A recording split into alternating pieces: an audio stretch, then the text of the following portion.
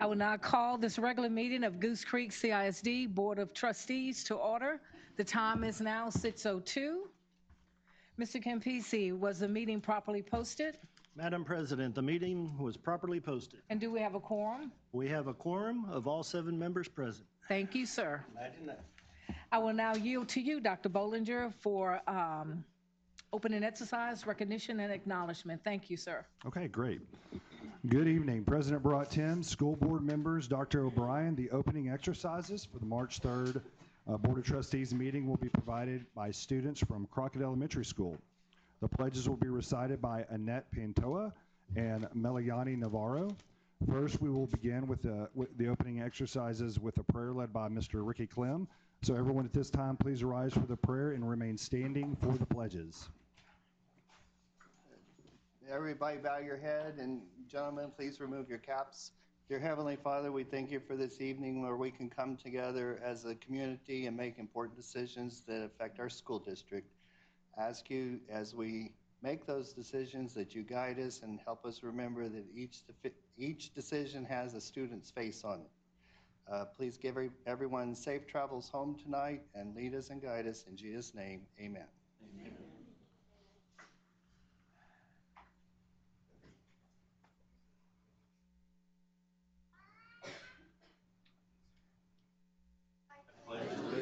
To the flag of the United States of America and to the republic for which it stands, one nation, under God, indivisible, with liberty and justice for all. On the Texas flag, I pledge allegiance to thee, Texas, one state, under God, one and indivisible. Thank you. You may be seated. Crockett Elementary choir students will be performing 3 songs: the Marines Hymn, Benji Met the Bear, and Bottle of Pop. Students include Annette Pantoa, Camilla Robles, Peyton Pope, Meliani Navarro, Ulysses Moreno, Brissa Cruz, Leonel Amata, Eileen Navarro, Miguel Angel Soria, Ronaldo Cabrera, Yariel Calderon, Alan Zaria, and Mediela Vargas. The students are under the direction of choir teacher Mr. Albert Bear and also principal Ms. Talise Anawan. So at this time, we'll turn it over to you.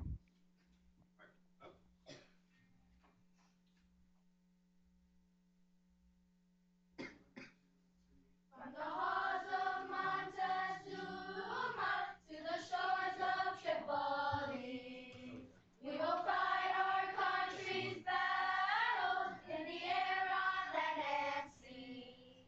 First to fight for right and freedom, and to keep our honors clean. We are proud to claim the title of United States Marines. From the halls of Montezuma to the shores of Tripoli, we will fight our country's battles in the air, on land, and to fight for right, and to fight for right and freedom, and to keep our honors clean. To claim the title of United States Marines.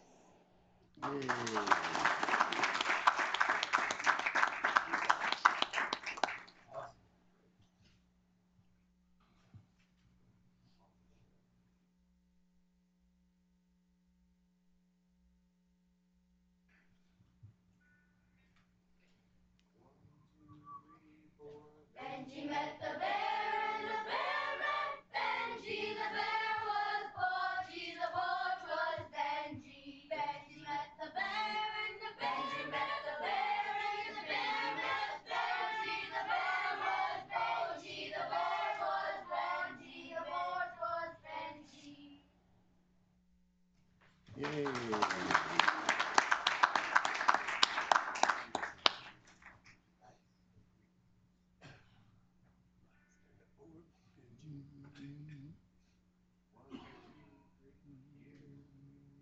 One bottle pop, 2 bottle pop, 3 bottle pop, 4 bottle pop, 5 bottle pop, 6 bottle pop, 7 bottle pop, pop. Long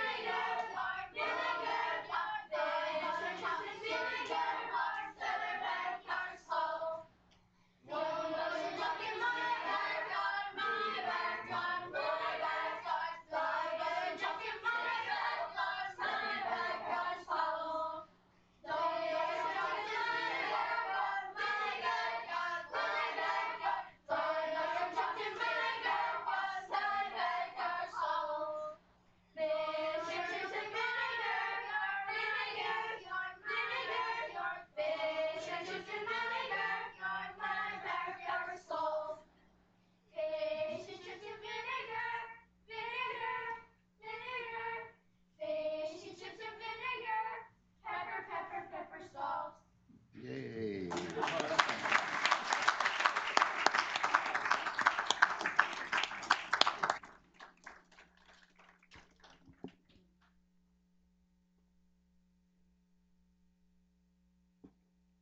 All right, awesome job. And if we have any parents of these students, please stand at this time to be recognized.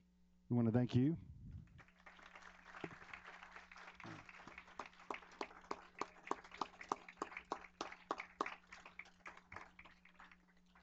All right, awesome job.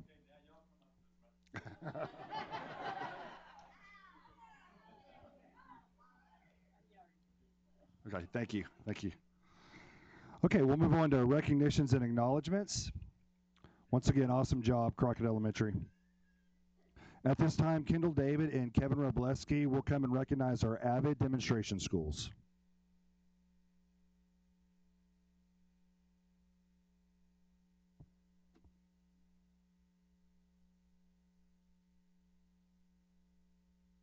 Good evening, President Barat-Tens, Dr. O'Brien, and board members. It is an incredible honor to stand before you tonight to celebrate a historic achievement for our district. E.F. Green Junior School and Impact Early College High School have been named AVID demonstration schools. Let's give them a round of applause real quick.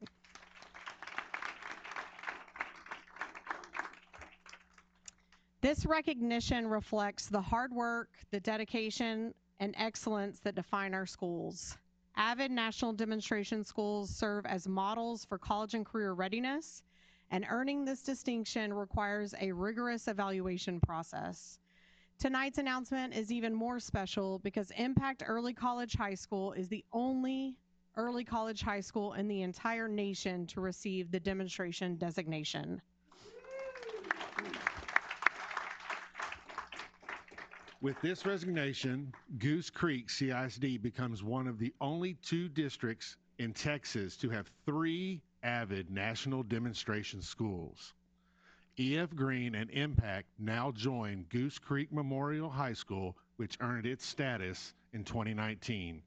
This achievement underscores our commitment to ensuring that all students have access to skills and opportunities that will prepare them for lifelong success.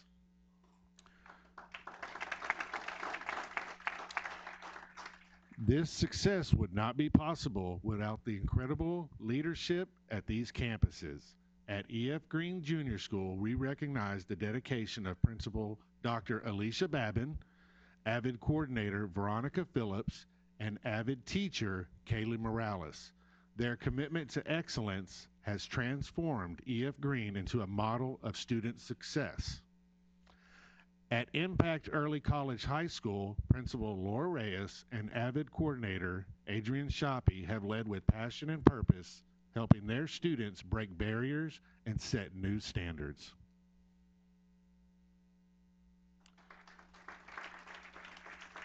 Ms. Reyes, do you want to come on up?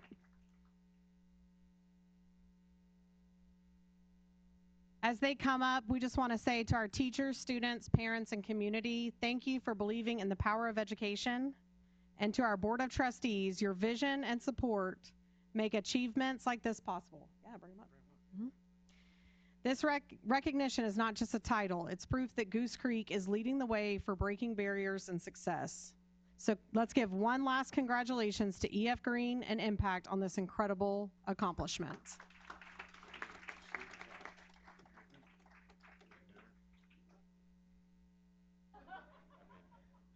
We also have our incredible Impact staff, site team, and students from our panel joining us this evening.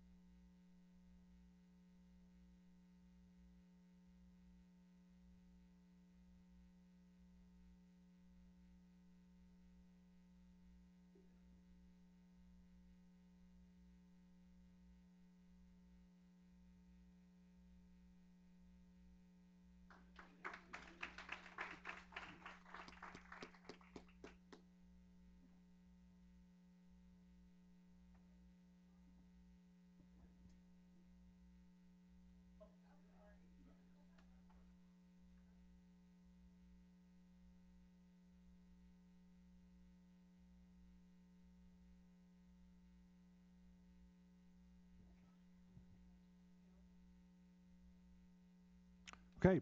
Once again, congratulations to Impact and EF Green. This concludes our recognition. So at this time, I'll turn it back over to you, President Brought Timms.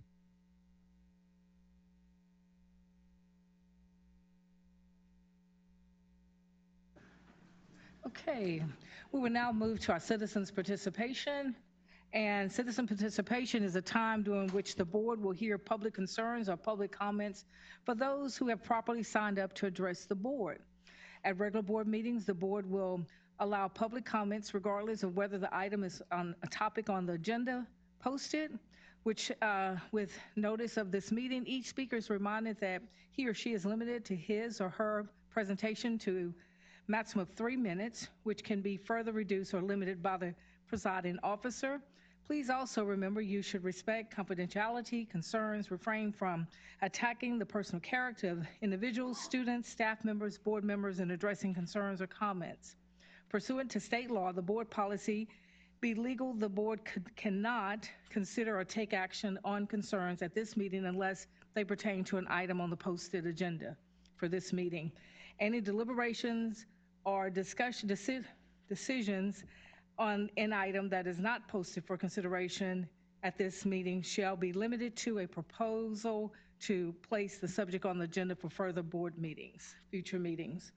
Okay, we now have those who are signed up. I will call your name when you will come to the podium there. And Mr. Campisi, he will keep the time for you, and he will let you know as you proceed. We will our first one on is Marge Matthews.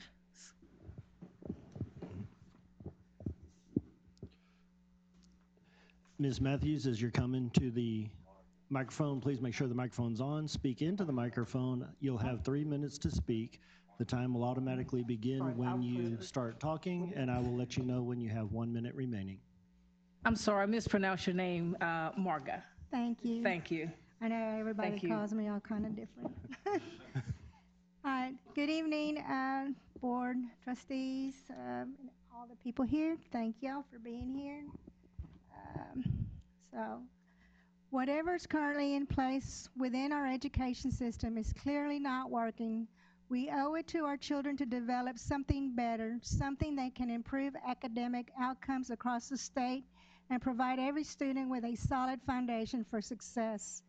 It is unacceptable by any standard to have more than 50% of our kids failing to meet grade level expectations. This is not just a statistic, it is a crisis and it demands immediate action. The Bluebonnet curriculum represents an important step forward in addressing the challenges facing our education system and preserving the historical and cultural foundations that shaped our nation. As both a parent, grandparent, and a concerned Texan, I commend this bold initiative, believing that the Bluebonnet curriculum will better prepare our students and teachers for success. The Texas Bluebonnet Award Program is designed to promote reading among 3rd to 6th grade students by encouraging them to read a variety of books selected by librarians and educators. The program benefits students by encouraging a love for reading, exposes students to high-quality literature and diverse perspectives, improving literacy skills, enhancing reading comprehension, vocabulary, and critical thinking, promoting independent choice. Students who read at least 5 books from the list can vote for their favorite, fostering engagement and decision-making. Developing lifelong learning habits encourages students to explore new topics and perspectives through literature, which people who prefer a secular education do not need to be concerned about the Texas Bluebonnet Award program. It is not religious and does not promote any specific faith. The Bluebonnet book list is selected based on literary quality, diverse perspectives, and student engagement rather than religious content. 1 minute. While the Bluebonnet program is secular, focused on literacy and critical thinking, the program aims to develop a love for reading, comprehension skills, and discussion rather than religious instruction. Diverse book selection. The books cover a range of variety of cultures and themes, but they do not advocate for any religious doctrine. Public school appropriateness. Since Texas public schools follow laws separating religion from state education, the Bluebonnet list does not include books that serve religious teachings. The Texas Bluebonnet program is a secular reading initiative and does not specifically include biblical teachings or religious texts. However, some books on Blue Band may list contain themes of morality, perseverance, kindness, or historical references to religion, like moral lessons, perseverance in faith, historical and cultural context. Let's see. So the Bluebonnet curriculum, like many educational frameworks, likely emphasize values such as character development, community involvement, ethics, personal growth, moral, ethical teaching, service to others, lifelong learning, respect for diversity, personal responsibility, which all children lack and they need. Thank you so much for listening. Thank you. We next will have Ms. Barbara Holland.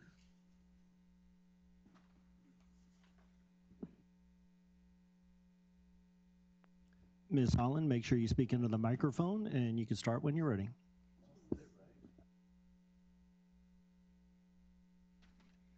It is time to return to traditional teaching in our public schools. That is why I am here this evening to support Bluebonnet Learning. Ms. Holland, speak into your microphone, please. Oh, I'm sorry. Is that better? Let me Yes, put that much over better. there. Okay. Do I start over or just Start over. I'll give you full time. start over? Okay. Yes, ma'am. It is time to return to traditional teaching in our public schools. That is why I am here this evening to support Bluebonnet Learning.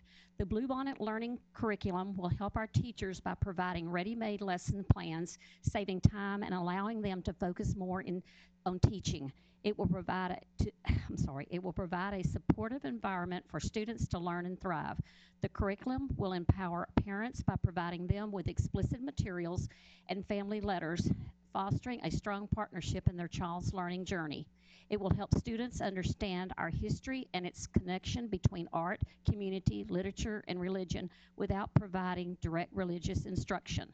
The program will also help students understand core subjects that should improve their academic performance. Goose Creek CISD students will receive a comprehensive education when taught the fundamentals of math and reading using Bluebonnet Learning. The reading curriculum includes stronger phonics instruction, which is a research-proven method of teaching students to read, and a move away from whole word reading.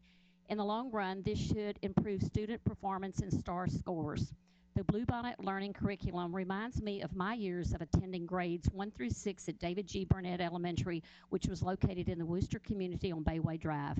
Back then, teachers could focus on each student's needs while teaching the 3 R's, reading, writing, and arithmetic, and had the support of the parents. They also instilled moral values and allegiance to our state and country.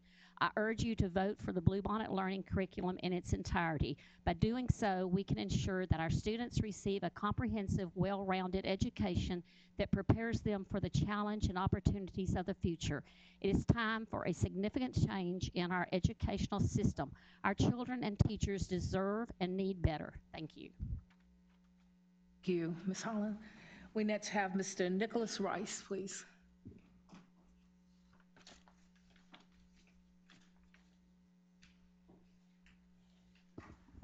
Good evening, everyone. I did not have time today to prepare lengthy remarks, so I'll just say I associate myself with the comments of the other 2 speakers in regards to the Bluebonnet, but I do have a couple of notes that I want you to think about. You know, anytime religion is introduced into a public school curriculum, controversy is inevitable. But it's critical to understand that the Texas Education Code 28.002 already requires public schools to teach content from both the Old Testament and the New Testament. So this is not a new idea. It's just simply acknowledging our nation's heritage. So while controversy is unavoidable, we must not lose sight of the bigger picture, which is improving outcomes for our children and ensuring every student in our district has access to a quality education. Thank you. Thank you, Mr. Rice.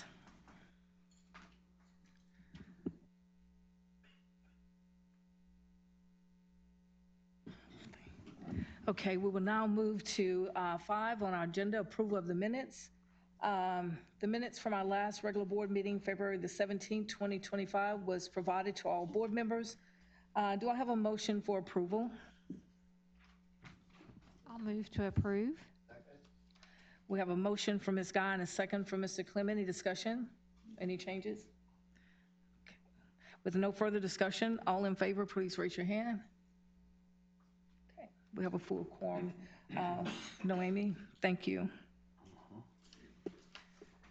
Okay, we will now move to you, Dr. O'Brien. Thank you, ma'am. Discussion items, thank you. Madam President, number 6, discussion items. 6A, superintendent's reports. Number 1 will be a presentation on budget update. Dr. Bollinger and Ms. Clark, our CFO.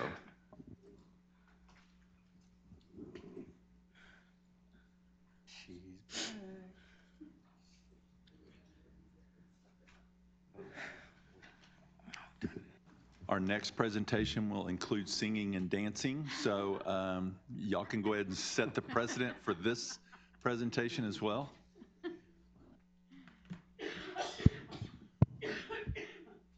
Matt can dance. The budget's fun enough. You don't need to see me sing or dance.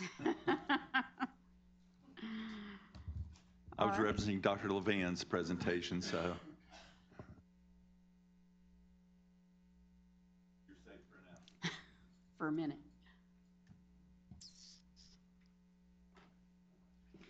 All right, so good evening, Madam President, Dr. O'Brien, Board of Trustees. Tonight, we're going to have our second of several budget updates that we'll do throughout the spring, as you all know. And Dr. Bollinger has been kind enough to join me in the fun, so thank you, Dr. Bollinger. With that, we'll just move right on into the content. We're going to talk about the legislative update, the legislature that's going on right now and what's happening. Some of the budget committee items Dr. Bollinger will discuss, then the budget reduction considerations, and then we'll talk about calendar and next steps. So the Senate passed their school finance and voucher bill early, and it passed out of the Senate and out of their committee, and what they had in their bill is $6,500 increase from $6,160 for the basic allotment. This is a side-by-side of the actual school finance bill versus the voucher bill, and what public ed gets versus what the charter schools and private schools would be receiving. So you see it's $10,000 per student on the school voucher side. And one other thing of note is that there is not a provision for moving to enrollment versus average daily attendance, which most other states do. I think we're one of like 7 or 8 now that do it on average daily attendance versus enrollment. So that standard would not be held to the private schools or the charter schools. So those are just 2 of the major differences. There's some others here. I won't read those all to you, but they are part of the differences. The House bill, that's the school finance bill, is House Bill 2, and then the House bill version of the voucher bill is House Bill 3. So just FYI, the Senate kind of put their items together on here on the side-by-side. So as I said, on the House Bill 2, the basic allotment would be increased to $6,380. Now the Senate's version is $6,500. So you see right off the bat there's a difference there, and they'll have to go in conference committee and decide how they're going to merge these 2 bills and what they can agree on as to what will come out as the final bill. The one other thing of note is the House bill version increase the 30% compensation increase to 40%. So that means 40% of the gain that we would receive by the increase in basic allotment would be required to be spent on compensation. So just to kind of get an idea of how much that would look like, on the Senate bill version, which is the $6,500, the gain would be somewhere between 9 and 10 million total. And 40% of that would have to be spent on, I'm sorry, I had that backwards. 30% would have to be spent on compensation for teachers, nurses, and librarians. On the House bill version, it would be the 40% that would have to be spent on teachers, nurses, and librarian compensation specifically.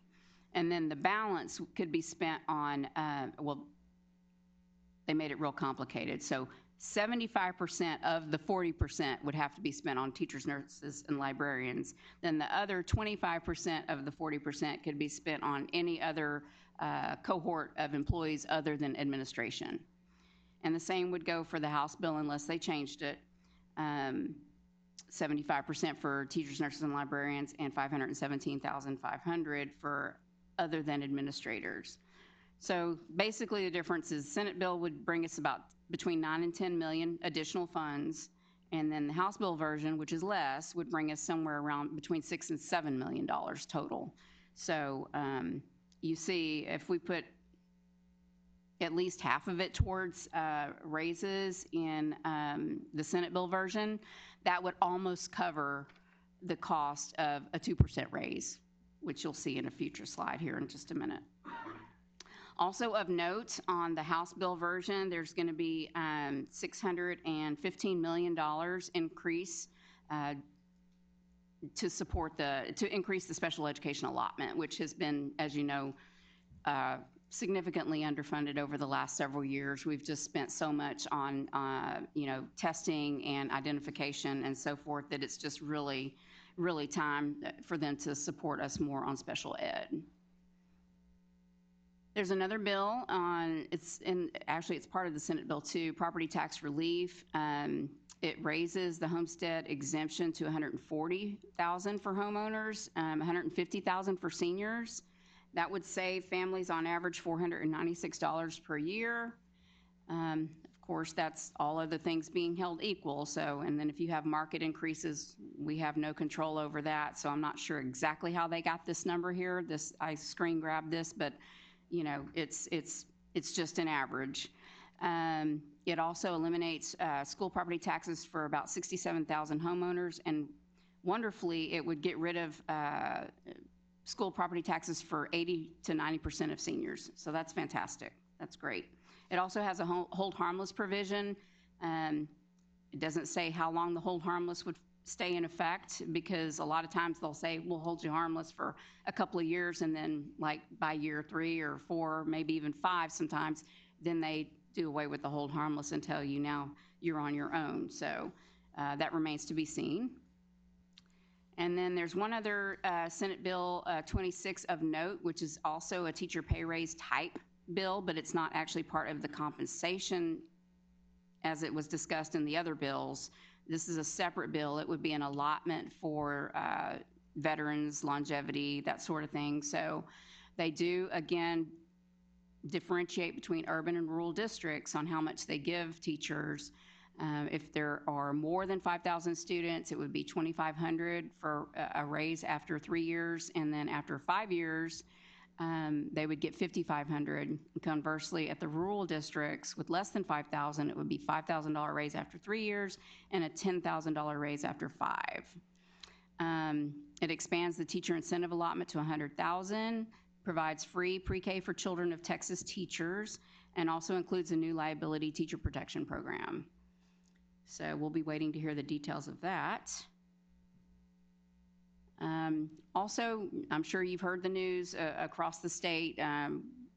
Folks are coming out with their reduction plans and how they're going to balance their budgets this year, because now, as you know, we are in year 3 and it's become very difficult to reduce. We've gotten all the low-hanging fruit the last couple of years, so now we're just, scraping and doing all we can to find reductions. But you see here some painful reductions that are coming down the pike with several school districts. Leander's cutting hundreds of teaching positions, Aldine closing 6 elementaries, Fort Worth is considering closing 20 schools, Socorro and El Paso ISDs are cutting over 300 teacher positions, Northeast is closing 3 schools, Amarillo closing 3, and Plano closing 4. So the reductions continue, and it's really tough whenever you get to year 3 in reductions. Just to give you a recap of what we accomplished for this year's budget that we're currently in, we did pay a 4% general pay increase for all employees, and we also implemented $13 million in budget reductions, including non-campus positions district-wide, adjusted high school and junior school schedules, and applied staffing ratios to elementary to help us get to the budget reduction number that we needed. All right, with that, I will turn it over to Dr. Bollinger to discuss the Budget Reduction Committee. Okay, thank you, Ms. Clark. So we want to talk a little bit about just the Budget Reduction Committee process and what we went through. And so we reconvened, like Ms. Clark said, this is our third year to go through this process. And so we had a committee that provided input. Primarily what the committee worked on, the committee was named DOGE, Department of Goose Creek Efficiency. And so, I'm just kidding. I was told not to tell that joke, but could not help it.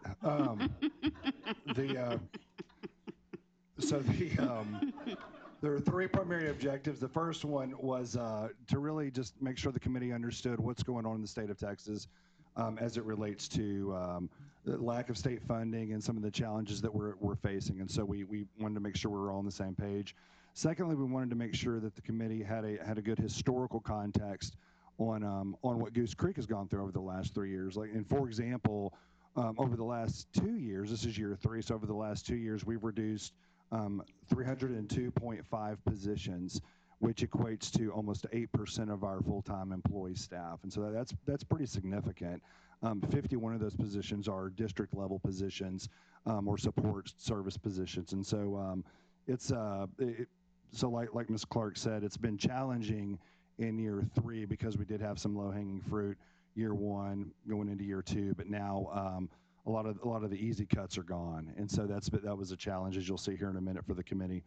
And then also just really making sure they understood some of our challenges as we go into the 25-26 school year, and how we're going to navigate those challenges. So that was really the objectives that we faced.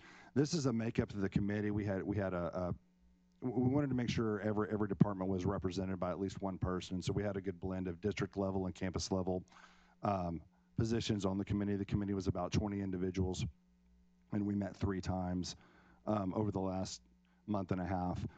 During our meetings, first of all, again, we talked about the financial landscape of public schools in Texas and sort of what we're facing, what's going on in legislation. We also identified as a committee which programs we feel like are most important when it comes to student learning, when it comes to student safety, which programs are off the table.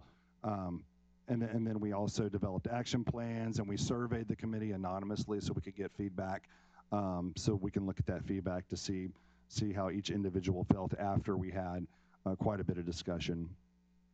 This is just a visual that shows that we broke into small groups and worked on action plans to try to get to that number, and you'll see here in a minute that's $6.8 million. So this year, after we've consolidated Lamar Elementary, after we made some additional cuts already, we have $6.8 million to go. And what was interesting in this activity is that only one group out of 6 groups actually hit that number. So it was very difficult to do, and the group that did hit it had some pretty unrealistic cuts to get there. And so so the point being that it's a very hard task to cut going into year 3. And as Ms. Clark mentioned, we're not the only district. I believe that I can't remember the statistic, but close to over half of districts in Texas either passed a deficit budget or had to make major reductions to get there. After we met 3 times, Executive Council reviewed the survey data from the committee. We had discussions, and then what we did was we prioritized all of the items on the table like we did in previous years with Tier 1 and Tier 2 considerations. Tier 1 considerations are we considered more realistic and more doable to make that reduction. Tier 2 are met with some controversy, and it would be a little bit more challenging to reduce, but we wanted to show you those 2 groups. And so we're going to go through just a real quick snapshot of what the budget committee proposed, and also how we broke that up into Tier 1 and Tier 2. Ms. Clark, do you want to talk a little bit about this slide? Sure, and that one committee breakout group that did make it to the 6.8 million was very doji. They very doji. So, so on the budget reduction totals here, you can see some of the slide is from last time's, especially the top version here. We had a beginning budget deficit of 1.8, and that's because of the 4% raise the board opted to provide for all employees. And then we had the board reduce the tax rate by a penny. That cost about $1.5 million. Then we had health insurance supplement that the board approved to help keep premiums low for employees. That was $3.5 million. And then we have a decrease in ADA, which decreases our revenue as well by about $640,000. On the positive side, we had increase in investment earnings, $2.5 million, and then a transfer in of workers' comp of $1 million, a transfer in increase in CIP of $700,000, and then a school consolidation saving us $2.2 million. And then just as a placeholder, so you can see for the illustration purposes, 2% raise would cost about $5.2 million, which gives us a beginning deficit of about $6.2 million. And on line 13, we had two items starting that increase the deficit. One is child care for $460, one is pre-K transportation for $381. And then we also had a few items that reduced the deficit. We reduced some positions and made some adjustments for about $93,000. I wish 93 million. That would be very doji. Then we had HR early retirement incentive was discontinued for 50. We also eliminated the sign-on bonus for 20, and then I closed a position in payroll for 72,000, which gives us a beginning total budget deficit of 6.8 million. And then I'll turn it back over to Dr. Bollinger. Okay, so budget considerations from the committee include these items here, and so we felt like these items were more or less more doable, including further reducing consultants to make sure that all PD is done in-house, or the vast majority of PD is done in-house. There was two software programs that were identified that we could do without, which led to $100,000. Further reduce conference attendance to make sure that we're tight on who's going out of town, out of state travel, to be careful with to have a procedure in place to make sure we're restricting as much travel as possible. The way that we staff custodians on our smaller campuses is a little loose, and so we felt like by tightening that up to help it match some of the way that we staff larger campuses would be a savings of $200,000. If we implement a policy that's more restrictive for our white fleet and for our vehicles concerning traveling outside of a 30-mile radius, there would be a savings there. Reducing just on a percentage level. We did this last year, and so if we were to do it again with campus and department budgets, then there's a $1 million savings there. That's across the board. At some point, we can't reduce anymore because certain items we have to pay for to function, and so we had a lot of conversation on what that would actually look like. And then there's some other positions listed here.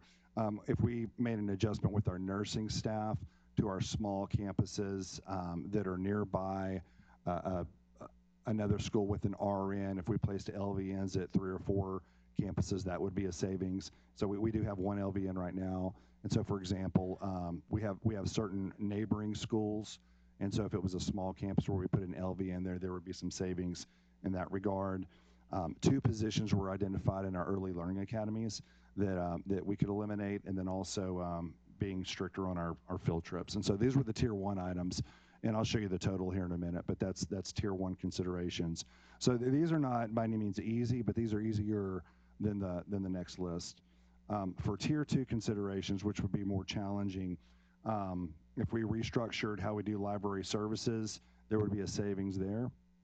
That's controversial. That was tier 2 last year, and so if we were to continue that at certain elementaries, that would produce some savings. Talked about PLC days and maybe eliminating PLC days, and is there an opportunity to bring back a late start high school like we used to have a long time ago, maybe not weekly, but to make sure we hit those minutes, but maybe every other week or every third week. That would be a possibility. Again, the committee's brainstorming at this point, but by reducing the PLC period, I'm sorry, I said PLC days, I didn't mean that.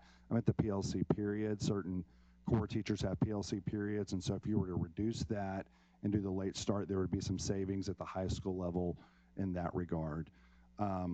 Virtual school was on the table. We know that virtual school provides a lot of lot of positives with our students who are homebound, and so there may be some additional cost if we were to eliminate virtual school that we're not foreseeing, but that was put on the table.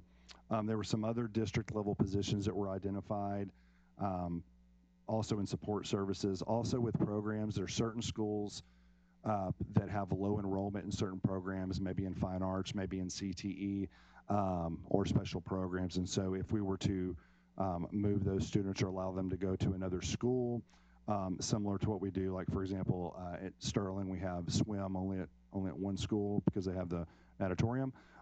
There may be a savings there. You can see that number is very low, so we weren't targeting many programs there, but maybe one or two. And then also clerical staff was brought up at the district level offices, and that would be an additional savings. So again, these items are not fun to talk about. Ms. Clark and I would rather not be up here going through this list, but again, the committee put this on the table, and we wanted to present it as considerations. Is how we're wording that. And we know there's a lot of work to do to flesh it out, to finalize what that reduction would look like. Here's some numbers to consider as well. So Tier 1 totals 2.7 million, a little over 2.7 million. If you remember, the number is 6.8 million that we're trying to get to. So Tier 1 is 2.7. Tier 2 is 3 million. And so if you add those two together, it's 5.7 million. And we're still not there. And so if we were to, if the board were to give us the direction, hey, we need an absolute balanced budget, we're not pulling it all from the 199 account, then we would have to find 24.5 additional positions to get to that 1.1 million, and then that would get us to our 6.8. And so that's been the conversation with our committee, and that's there you go. Whoops. Okay. Thank you. So on this slide, you see the $6.8 million beginning budget deficit is carried over from that other slide. And then you have the Tier 1 itemization here coming out to 2.7 million, and then the Tier 2 itemization coming out to just over 3 million. And that 1.1 million would result in a reduction of 24.52 additional positions that would need to be identified and reduced to balance the budget completely. In years past, we've kind of done a lot of work to try to make it happen. I know it's still difficult. These are all very, very difficult. I mean, most of these are just, items, like he said, that we would rather, we would rather keep. They all have merit. Everything that we have, we're not just, having programs just, whatever comes our way. These are difficult decisions and require a lot of thought. And on this particular slide, this kind of lays it out. So does anybody have any questions on this particular slide or any of the ones previously so far?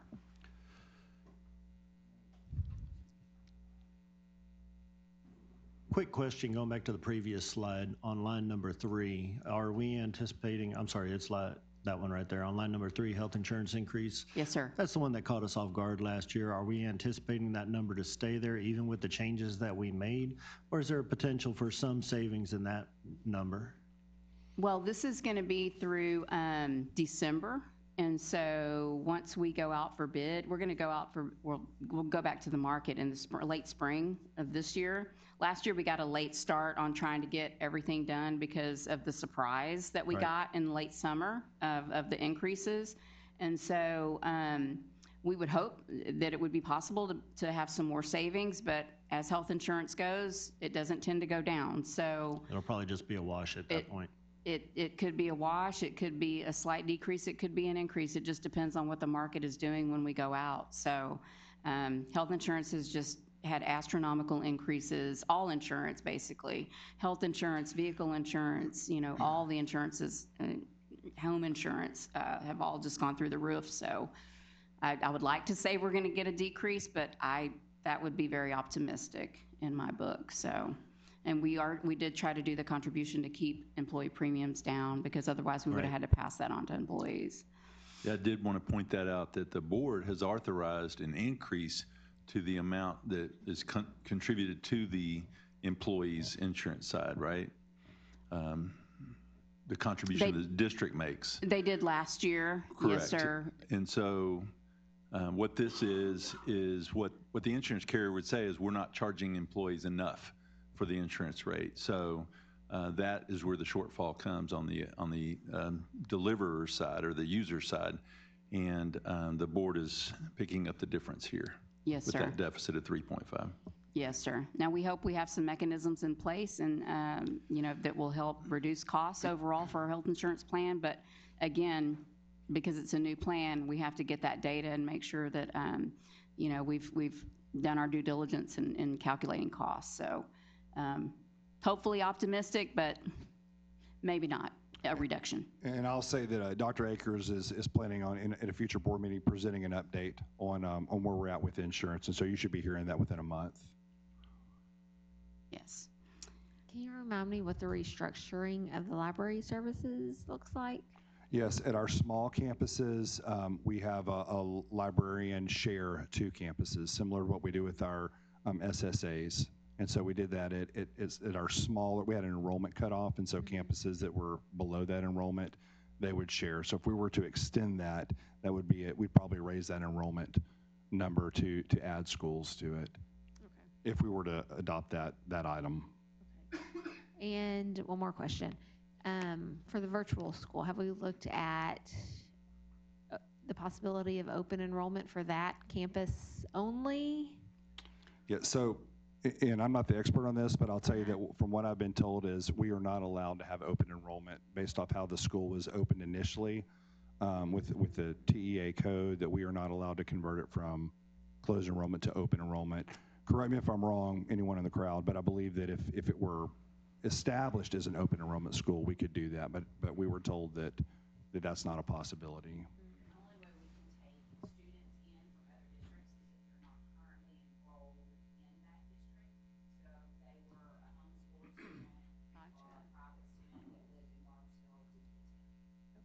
So like if they withdrew from another school, signed the home school paperwork, and then decided to enroll. Gotcha. Or one more idea. How long would we have to close our virtual academy before we could reopen it correctly? Once we they've got legislation right now, so that's the concern. If we do close virtual school, then there's a chance that we don't have the opportunity to reopen. What about local school districts, neighboring school districts that don't offer virtual school but have a need for it? Can we pick up those kids? As long as they are not enrolled in that school, so if they withdraw to homeschool or to a private or charter school, then we could pick those students up. So there's no way it can be like Deaf Ed or one of those other things that we become a co-op? Yes, there is one loophole, and that is if the Well, let's jump through it. Well, the problem is not on us. If the district signed an MOU with our district to say we could take their students from them. So far, we haven't found anybody that wants to take them. But back to Dr. But they Bollinger's, want all of our other services. Yeah, okay. Thank you. back to Dr. Bollinger's point, the ruling by Texas Education Agency was it cannot be changed from its origin. So however we open it up, that's what we're stuck with. So not like things are frozen in time or anything, but that's the current ruling. That ruling could change, or this legislative session could change that current ruling, but our commissioner is the one that made that final ruling so far. And I would like to add that y'all, the board wanted to have this as an option of open enrollment, and we spent hours with TA. They did not allow us that option when we started. Okay. So we didn't opt out of it. We tried that.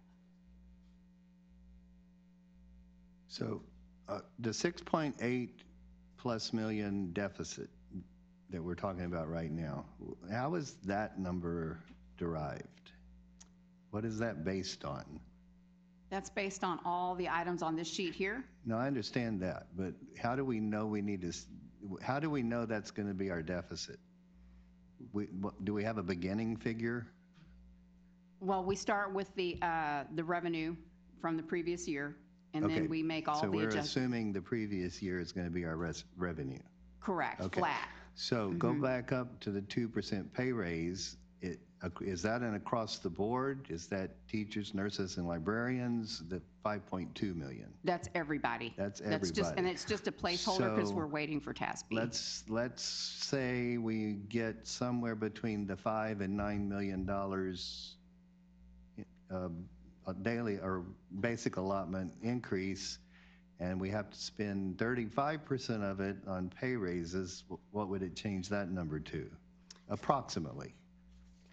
It would be. I used to be a math wizard, no longer. If we got 10 million, just say 10 million for round numbers. Sure.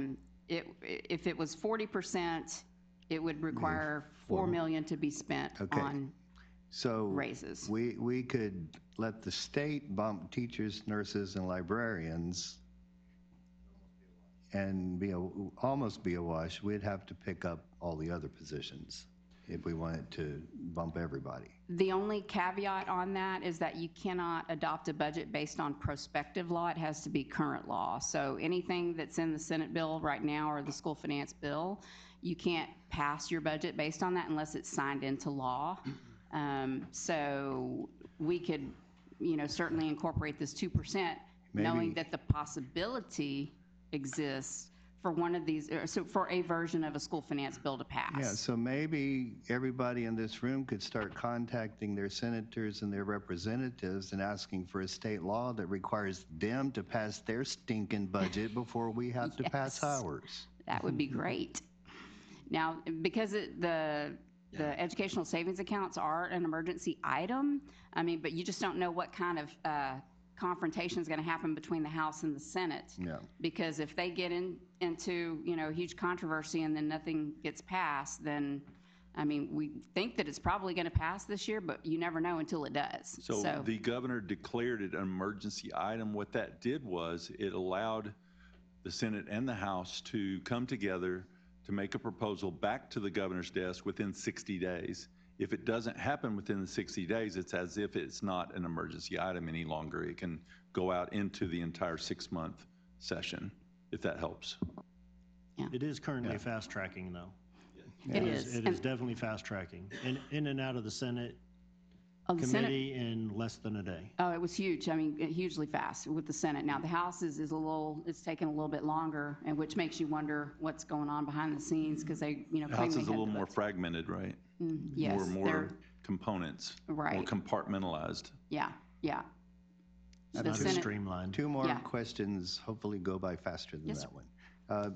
Back where you mentioned we're going to reduce conference attendance to 1 per year, is that a district-wide? Is that a administrative-wide? Who is that going to affect? I can respond to that. So again, this is what the committee put on the table, and it would have been a district-wide policy that we'd implement. Okay. Yep. And then... And those estimates are pretty rough, so... Yeah. When, and on the same slide, reduce department and campus budgets for $1 million.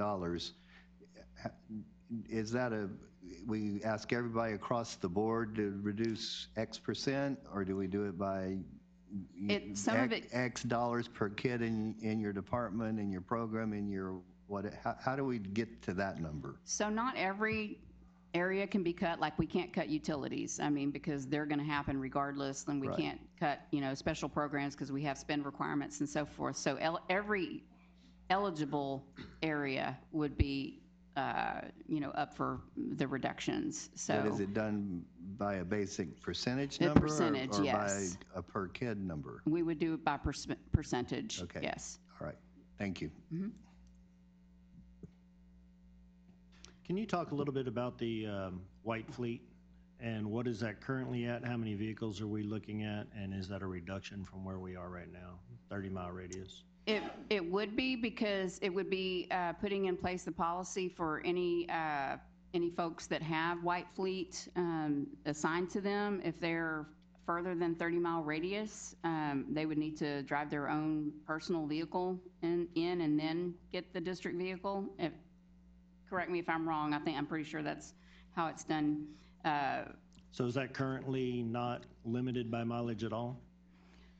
I can speak to that a little bit. Dr. Price probably could too. It is, but it's because sometimes maintenance personnel are called to the scene of a broken hydrant or something of that nature, they're allowed to take their vehicles home, and they can get to a site quicker also in the morning. So those are the reasons or rationales given by the supervisor of each department. But this would take away the discretion of the supervisor. It would say all White Fleet, if you don't live within 30 miles of the district, you will not be taking your vehicle home. So that's where the savings are. It's sort of like the 2-mile radius for transportation. It's there. To what degree are we going to enforce it? Right now, we're doing it for convenience, allowing White Fleet operators to take their vehicles home so they'll have quick access to make repairs or answer to an emergency call or things of that nature. I'm sorry, Dr. Price, you could answer that as well as I could. How many vehicles are we looking at? And how far are we talking? I mean, because our taxpayers may say... We haven't done the analysis on who's in or outside of that 30-mile radius, but that has been the protocol in the past, is 30 miles. It's just the enforcement's been subject to who's working. And we know that there are some of those that fall into that category because we get calls saying, why is Goose Creek's vehicle, at this location or whatever, and it might be outside that 30-mile radius. So we don't know how many, but we certainly can do the analysis and find out with an address search. I would like to see the analysis on that because, are we getting our money's worth out of that? That seems to me like a huge amount. And if someone's driving from 30 miles away to fix a leak here in our district, well, an extra 5 miles to pick up the vehicle probably may save us a little bit. I'd like to see more numbers on that. And we're only talking White Fleet. We're not talking about police vehicles, correct? That's correct. Okay. It does include, okay, could we separate out police from the others on that and have more analysis? Sure, and I yes, think we can. During the conversation, correct me if I'm wrong, was individuals who live outside that 30-mile, so they're driving it back and forth every day over time. So if we have 5 or 6 vehicles doing that, then that'll add up over time. And so, so if they're driving back and forth with their personal vehicles and then they have their White Fleet here in the district, that'll save them some mileage. Also, if there's any kind of reduction in White Fleet over time, once a car needs to be replaced and we choose not to replace it, we restrict the number of cars. That will also be a savings. Well, that's the other thing in the back of my mind. We're putting a lot of miles on these vehicles every day, and it's just a matter of time before we have to replace them based on mileage and wear. And Absolutely. I'd just like to look at that a little bit closer. There's something to be said, too, that if you live in our district and you work in our district, then maybe that would be a reward, too. Sure. Part of a compensation package for those people. Absolutely. That's what that proposal's to do. Right. To lock it down. Any other questions? All right, so the next slide is just budget reduction considerations and next steps. So whatever the marching orders the board gives us this evening, we'll bring back the items that you all lay out some options for you all in the next meeting that we have on April 7th. But if the board were to opt for a special meeting to go further into the budget reduction plan, I have penciled in a couple of dates here, March 24th and April 1st.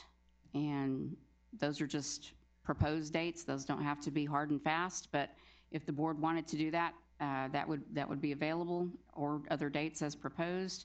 And then April 7th, we do really need to approve it on April 7th because everything beyond that, as far as the compensation plan and the budget adoption in general, hinge on getting the budget reduction plan approved up front, because otherwise you can't, finalize staffing and do all the things that need to be done by that point. So, and the compensation plan approved that as well. So does the board have an opinion on whether they would like to engage in a workshop, or is everybody? The alternative would be for me to provide updates in the weekly update to the board. Any forthcoming information you would collect from our legislators or anything of that nature that develops, I can include that, or we can have a face-to-face. It's the pleasure of the board.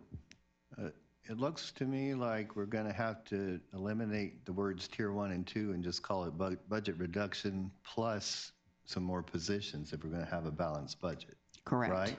So Yes, sir. maybe we should be talking about that a little more. Just my opinion. I would agree with Keep that. doging. Well, I think the idea on feedback from administration is which of the items listed on tier 1 or tier 2 that we've invested in, you have invested in as a board as much as anyone else, that you would prefer not to consider or look at. Those are the things I would be soliciting in the weekly update. Well, I'm just going to put it out there right now. I don't want any more teacher positions cut. Hardly at all. Just saying. Yeah, and I can speak on that is we're in agreement with that. We feel like we're staffed lean and mean at the campuses, and so I think further reduction at the teacher level would negatively impact student learning. That's how we all feel. We don't want to cut that. So if you notice the positions that are listed here, a lot of them are auxiliary or non-instructional positions, or and those positions are important too. I think it's important to note that they keep the district running, but at the same time, the most important position is in the classroom. Thank you for that. Good to hear. Send out some emails, letting them find out what they're doing. And are we using the attrition model again on this? Yes. Yes. I'm going to ask every time. Yeah. Yeah. That wasn't mentioned either. Attrition. Yeah, that's the model we use every year. Right. And, I mean, that's the one we've adopted. So that's the key, is to, we want everyone to, maintain. There does come a point, should funding be frozen and not be provided during this legislative session, where a conversation may have to take place where the district would have to file what's called a financial exigency. And once you file that exigency, pink slips are permissible at that point. It's not anything any administrator wants, and I know it's not anything the board wants, but if you don't have the funds to support the systems in place, that would be a next step beyond 3 consecutive years of budget reduction. Yes, that is correct. I'm just going to ask this out loud. Is there any possibility that we could sell some of the properties we have that can maybe compensate to make up some of the money we're missing or needing? And do we have properties that we could, because I understand we do, so. Sure. I'll start that, and then Ms. Clark can probably add to that. We do have a portfolio of properties that could be considered. I think that the challenge with that, and we've attempted to do some of that in the past, due to the dollar amounts, they don't move quickly, and so I think that's one item to consider. The other is it's a one-time revenue stream, and so it does help us for that 1 year. But then the next year, that we can't count that revenue the second year, and so that's the challenge with selling properties. But we do have properties that are available. I don't know how many are of high interest with developing. Well, all of the ones we're not using and we're just sitting on them, if we got rid of them, I mean, whether it's a one-time deal or not, we need to get rid of them. Yeah, well, I'll tell you that we've placed several properties for sale, and they don't move quickly, just either because of their location. But it is a possibility. I just know that just in my previous role, it was very difficult to sell properties that we had for sale. Right. They're just not liquid. They're not moving. They're not. It takes a certain buyer to. Right, but it's money that we do have, and even though it's in assets, we get rid of them, we could, keep a lot of the people we got, and, I just think that if it's just sitting there, I mean, we've been doing this for 4 years. We should have already been selling off some of our properties. And we're going to continue for the next few years, I can tell you that we're going to be struggling, not only this budget, we've been struggling every budget since I've been here. We were counting on the legislature to help us out, and they have not. And I told y'all back then and then that they're not looking to help. Not in the way that we need help. Yeah. So, we got to do what we got to do to budget and live within our means to make it. And, instead of seeing these reports like you gave to us tonight, where El Paso and all these other people are cutting schools, cutting positions, we need to start thinking ahead and start, bringing all our assets into focus so that we can cover our budget. Because if we don't do that and we depend on the legislature, it ain't going to happen. And just to be clear, we have properties for sale. The one on Baker, where Old Pumphrey used to be, has been for sale. We have a sign up. The old bus barn has been for sale, but I'll just say again, they are for sale. Right. There's just not any buyers for those properties. Yeah. I understand. But I'm yes, just bringing it up for discussion because we're in the middle of budget talks, and absolutely. you know, we No can sit here stone- all day and have workshops, you know, but what do we have to talk about? I mean, what I just mentioned is the only assets that we have. So, and you can't count on the state, you know, and especially with Governor Abbott and them moving on choice and allowing more money to go to private, you know, schools and stuff like that. But yeah, no stone left unturned, for sure. Well, I guess just a good reference point, just to know where we're at. You're asking what we've done over the last 3 years. The budget reduction has been, we've done that. And where we're at today is we're 500 students more than we were in 2019 with a budget that's less than it was in 2019. So we've done everything in our powers to, as Dr. Bollinger says, streamline our fiscal approach. And outside of your recommendation to sell properties we own that won't sell, I mean, that's what we're here doing tonight, is presenting the other measures that we can actively pursue and commit to. I'm happy to sell any property we have. I mean, they're just not moving right now. And either they're not favorable or they're not. are we advertising? Yes, there's signs on the property right now. Like if we're selling your house, same way, you know, we need to get, hey, this is GCISD, we're trying to sell the bus barn. You know, if we get the ball rolling, I think, you know, we might be able to, you know, that's a lot of teachers right there that we can pay. I'll give you an example. We had one property for sale and someone offered us 10% of its value. So we declined. Of course. Yeah. I'm not saying be stupid. I'm just saying, hey, I'm just saying let's put it out there and let's focus on where we have assets to pull from. And we don't have anywhere else to pull from. We're landlocked, we're stuck. Well, that's kind of the point we're making. It's up to the state at this point. Any other questions from board members? Not really a question, but I felt like the budget workshop we had last year was helpful, and so that would be my preference. I would be in favor of a workshop as well. Instead of weekly Is there updates. a preferred date between the two mentioned? Well, the only thing is on the 24th, I have on my calendar, we have an anti-bullying committee meeting at 5 o'clock, from 5 to 6. But if it was after 6 or on the 1st, I'm good. And if we need to move that anti-bullying meeting for the special called board meeting, we can make that adjustment. Okay.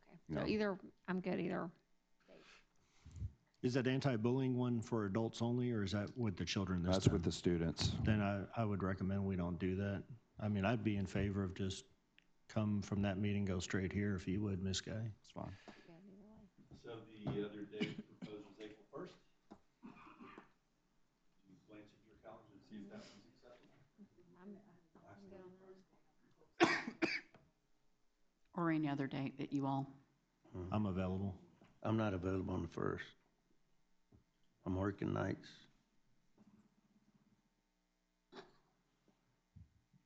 Anybody else? Okay, we'll arrange to send dates to the board for consideration in the near future. What time would we have the meeting? We typically go 30 minutes before normal board time, and it's 5:30? a workshop format on the floor. The 24th, I believe, no, the 1st is a Tuesday. The 24th, is that I think that is a Monday.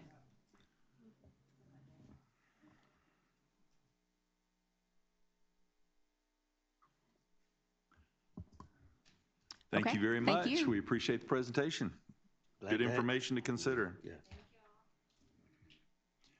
Next up, we will have, Madam President, Fine Arts Update. This is where the singing and dancing begins, I believe. Doc?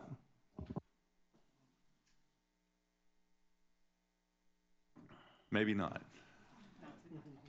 That guy. We're very expensive, just so you know. So we are happy to have you here this evening presenting with Dr. Levan. We thank you all for being here.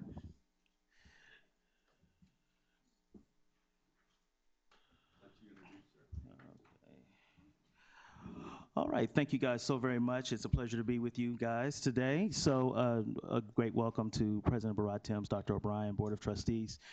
We are very proud of what we're doing in the Fine Arts Department, and we've had a history-making year, so we look forward to sharing that with you. And as you can see, we have some special guests that we'll introduce on the way along. I can guarantee to you the only way that this presentation will be doji is we will present a Department of Great Educators. So that is the only way we will be doji.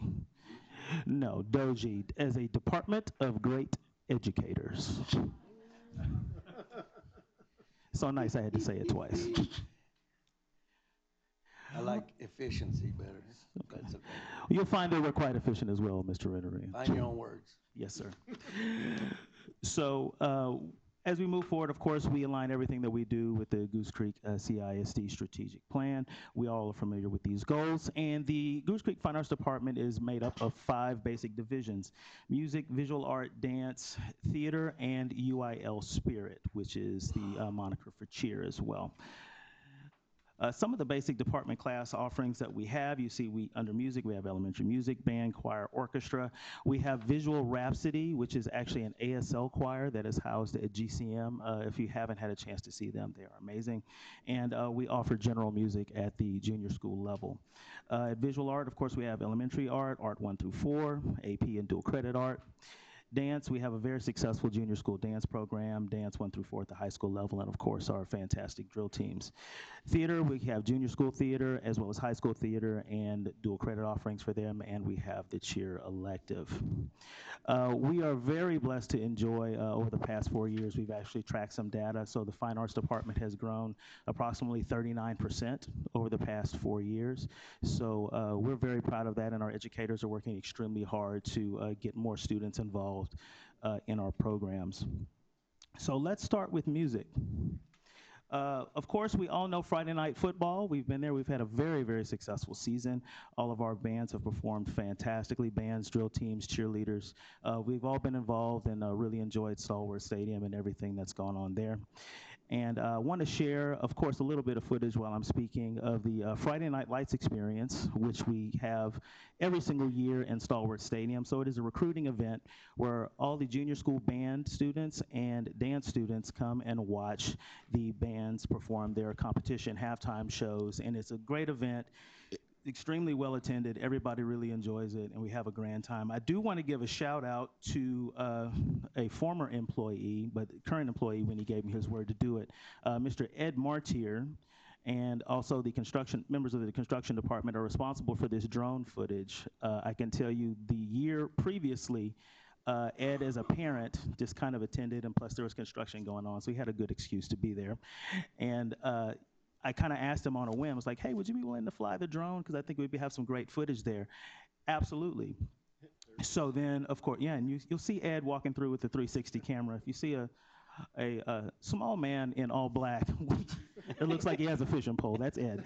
And Ed gave me his word, left the district, and followed through on that.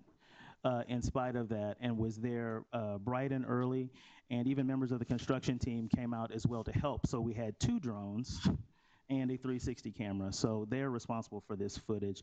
So, but again, it was a great event, and this is the one time all 3 bands are in the same spot and are able to show unity, have a grand old time, and it's a fantastic thing. And I tried to draw this out so you could see all of this footage, because this is some great footage. But I will not do that, so we'll just, for the sake of time, we'll keep it moving. So, of course, during fall music, we have the marching contest. All 3 high schools receive sweepstakes ratings, and all of them advance to area competition. In solo and ensemble, we had 140 students advance to state solo and ensemble across all divisions, and 121 all-region students. So something we would like to enjoy as of right now is we have a special guest with us directly to my right, Miss Mariana Rodriguez. She's the assistant band director at Lee High School. She is a Lee alumni, so she graduated as a former drum major of the Lee High School band, went to A&M Commerce, and it was so nice she had to do it twice. And she came back, and she is the assistant band director to her band director, Mr. Poulon. So I wanted her to come and say a quick word about the band experience in music. All right, hello, good evening, Board of Directors. It's nice to be here. Thank you to Dr. Levan for the invitation and for the time.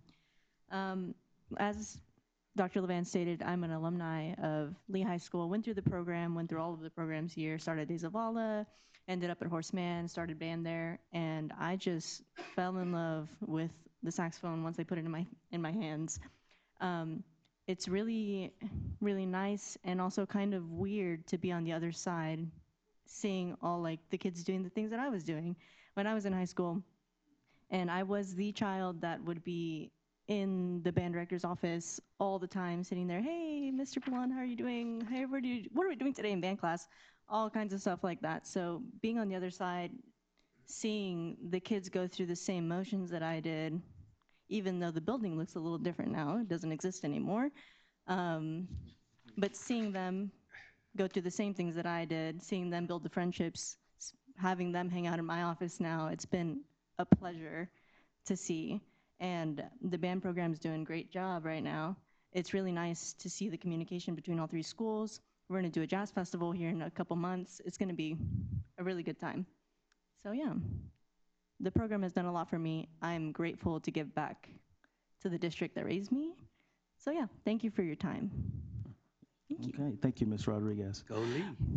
That's it. Here's a few photos of the Visual Rhapsody Choir that I told you about. So they put on some events. In fact, I just saw that they scheduled their event. They have a Grammys event coming, I believe it's on March the 6th at GCM. Got that notification today, so that's not reflective in upcoming events. So just know that. It's fantastic. They play music and they actually sign along with the music, but it's more like theater as well. They have people host it. There's one familiar face that you'll see in the top right here, and you'll hear from that young man in just a second. That's a great host of that event. So that's a fantastic thing that not a lot of people know about, but Ms. Bonig and Ms. Luna do a fantastic job there. They really pour into their students. So moving on into theater, we've had several fall productions. Julius Caesar, Elf the Musical, which actually came here for 12 Days of Christmas. We have an improv show, a fall musical, the play that goes wrong at Sterling, but it did go right, I promise you. And also, we have minimum performance requirements for junior school one-act play, and they have that one-act play competition. But I want to shout out E.F. Green because they went above and beyond and attempted a musical and had a successful production of The Lion King Jr., so they did that just recently. So I want to give them a special recognition for going above and beyond expectations there. We did have the yearly junior school one-act play contest that was won by Highlands Junior School. It was very well attended. I'm pretty sure Mr. Richard is behind me, very excited in the very back. Where is he? Thank you, Mr. Campese. I'm not going to turn around because I already know what it looks like probably. But as you can see, he's energetic in this picture, and he's energetic in the way that he educates students. And he's also a Student Choice Award winner. So he is one of the bright stars of our district. And the Highlands group, along with all the groups, were all spectacular. They were absolutely spectacular, and the quality was amazing. Speaking of amazing, Julius Caesar was actually chosen to perform at the State Thespians Festival. So this is held in Grapevine, Texas, and this is like the Super Bowl of high school theater. And Wow. only 9 theater troupes in the entire state are chosen to perform at this festival. I'm gonna say that one more time. Only 9. Say la. Only 9. Out of an obscenely large amount of theater troupes in the state are selected to perform at this festival, and GCM was one of them. So in order to speak on that, for just a second, we have the gentleman that played Brutus in the play, so be sure to face frontward, don't turn your back. The award-winning actor, Mr. Ruben Fernandez from the GCM Memorial Theater Company. Hey. Hi.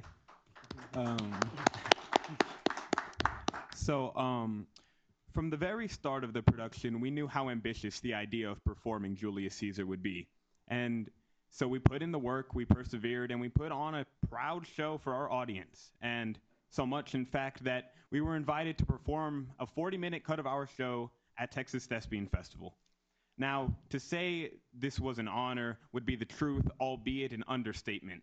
For this experience, it really gave us an idea of how much we were able to accomplish with a little bit of teamwork and a whole lot of ambition, I would say. So, me and my company, we're both forever grateful for both our directors and the entirety of the GCCISD Fine Arts Department, because without them, we wouldn't have the chance to put on a performance like that.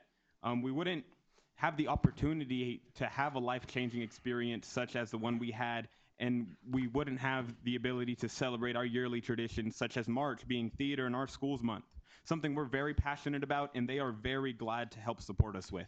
My name is Ruben Fernandez. I'm from Texas Thespian Troop 8132, representing Goose Creek Memorial High School, and thank you for your time. Hey, well said, well spoken. You can't tell he's an actor at all, right? He did good, he did good. Yes, sir. He did Yes, sir. good. He was a fantastic young man. So moving forward in the presentation. Before you move on, when is that going to take place? That was in mid-November. Okay. Yeah, it's already happened. It went well? Yes, sir. It went fantastic. I was there. Those pictures that you saw are the ones I took from the front row, and those kids did a marvelous job. The production here locally was great, but they cranked it up like 6 notches for the stage performance. It was absolutely amazing. I'm actually starting to get goosebumps thinking about it. Doing the math, actually. there are less than 10 schools performed out of 1,000 school districts. That'd be their 1%ers then. What you're saying. Yes, even less than that because it was 9. There you go. There it is. And that was from Mr. Renteria. So the Alley Theater Partnership we enjoy. This is in our 2nd year. We've also had some residencies that you heard about last year. But this year, one thing that we added along to it is the Alley Theater has provided professional development every single PLC day for our theater teachers. And they have really, really enjoyed that. They even have one thing that they really talked about. They had a great workshop on neurodivergent learners and how to reach those students in a more meaningful way. And it's something I think everybody could benefit from, but that was a fantastic thing that the theater teachers really noted. Moving into visual art, it is also Youth Art Month this month, so there's lots of things happening in the month of March, and we still enjoy great success in the visual art department. As you can see, we had our rodeo art reception, and we hosted our normal 500 to 600 people here in the lobby. They were packed in. I know we had lots of people. Ms. Guy was there, Dr. O'Brien was there. We had lots of guests, and we enjoyed great award winners there. 2 people that I really want to focus on is Elias Aguinaga and Marco Alvarez. They were both selected for auction this year. Marco probably sounds familiar because this is his 2nd year in a row being selected for auction. That kind of doesn't happen. At the time, I thought that no one had done it before. I think it has only happened one other time in Goose Creek history, and it's been a while.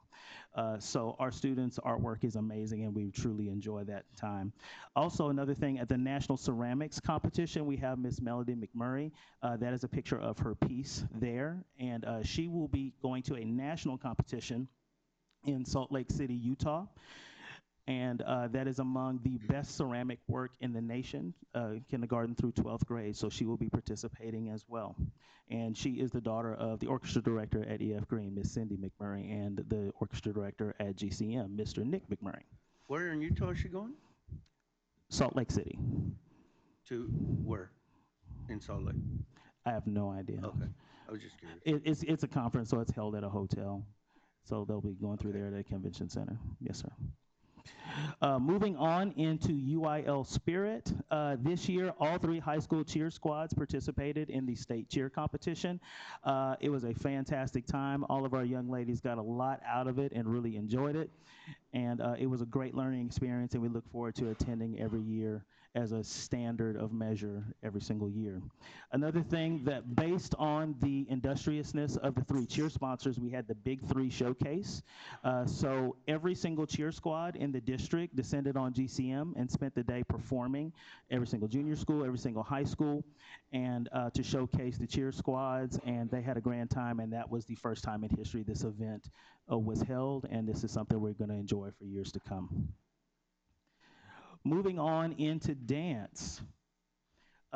Another history-making event, all 3 high school drill teams scored a sweepstakes for the first time in GCC ISD history at the TDEA Fall Dance Assessment. These assessments are actually in line with the UIL music assessment, so you get a 1, 2, 3, or 4. You do earn sweepstakes ratings, similar rubrics, and there's a spring assessment. In fact, the spring assessment is tomorrow. So all 3 of our drill teams will be traveling to Katy for the indoor portion of that. Couple of things of note, the celebrities just won a grand championship at their last competition, and the star officers just won grand champion at their last competition as well. Big shout out to these ladies because every year they do the Dance Spectacular at Lee College that is extremely well attended. This is where they preview all of their competition routines, and the community comes out to see those things. A couple people I do want to shout out before I get too deep is, full disclosure, I tried to get them to be here, but they actually have practice today. We have 2 of our staff members that are actually Clutch City dancers for the Houston Rockets. One of them is pictured in there, Miss Galvan, formerly Miss Birdsong. Both of them are GCC ISD alums, so we want to shout them out as well. And here's a couple pictures from the dance competition season. As you can see, the girls have done an amazing job. And also, as we do every single year, we enjoy to have 3 TDEA all-state dancers. These young ladies do a fantastic job. And in fact, we have one of them here sitting on the panel today. On the far end, we have Miss Reese Harvey, who is the colonel of the Sterling Stars. That's going to speak a little bit about the dance program. Hello, my name is Reese Harvey. I'm a senior and colonel of the Sterling Stars. I'm a 4-year varsity team member and a Gentry Junior High dance student, as well as an all-state dancer. The dance program has shaped me into the person I am today. I have not only learned the skills and love for dance, but more importantly, I have learned to be responsible and that with hard work, much can be accomplished. This program has also provided friendships, a sisterhood, and a support system that will follow me long after I graduate. Being within the program has given myself, multiple students, many opportunities to achieve goals we didn't realize we had a chance of reaching. The teaching experience and time spent as students of this program will allow us to graduate better students and young adults. Even through all the dancing, the life lessons and things it has taught me, that is what I will hold with me forever. This wouldn't have been possible without the Fine Arts Department. Thank you.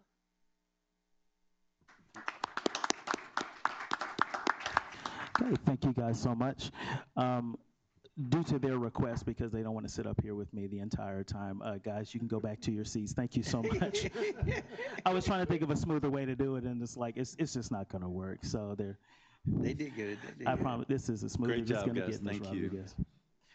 Moving right along, one thing that I do want to mention is our 12 Days of Christmas that we have every year at Admin. It's a fantastic time, and we'll see we had some special participants. If you look in your top right hand corner, you will see the dynamic duo of Mr. Flood and Mr. Foxworth, who were roped in to play in the Lee High School Orchestra. Mr. Flood is playing the finger cymbals, and Mr. Foxworth is playing a very mean rain stick. And I believe they're going to go on tour at some point. I think it's Splash and Drizzle or something, I think is the name of their... House of Blues, here they come. They'll be appearing at venues near you. You can book them. But it was a fantastic time. They really enjoyed that, and the kids really enjoyed participating with them. Speaking of enjoyment, I want you to look in the bottom left-hand corner, if I can be serious for a moment. For the first time, we had the Lee High School Life Skills Dance class come and participate in the 12 Days of Christmas, and it was something they really worked hard on. And I wanted to have this picture because if you don't know what joy looks like, not happiness, not contentment, but real joy, like palpable joy, that is what was on the face of every single solitary student that participated in this. And I know we haven't talked about the arts effect or the hashtag arts effect in a while, but that's what that is. The look on that young man's face, who was having a very good time, by the way. That is what joy looks like, and that's what the fine arts can provide for students. Moving into academics, I want to make a few notes very quickly. Of course, normally half of our high school top 10 are high-performing fine arts students. There is no difference in that. I do want to make just one note about some data and a data comparison. So national data shows that students that participate in 4 years of fine arts courses score 150 points higher on the SAT than their counterparts. That's roughly 9.4%. Here in Goose Creek, performing arts students scored 9.4% higher than their counterparts on the Spring Star Assessment. So we are consistent in the academic performance nationally here in Goose Creek. So our students not only perform on the stage, on the football field, and in their performance venues, they also perform in the classroom. Some things coming up in the spring. We have spring assessment, concert and sight reading throughout all music divisions. This week, not only is spring dance assessment, we also have middle school and high school orchestra going on this week, kind of in tandem with a little bit of overlap. But in March, we are very book solid, so our kids are going to be all over the place. High school WINAC plays, state VACE, which is the Visual Arts Scholastic event.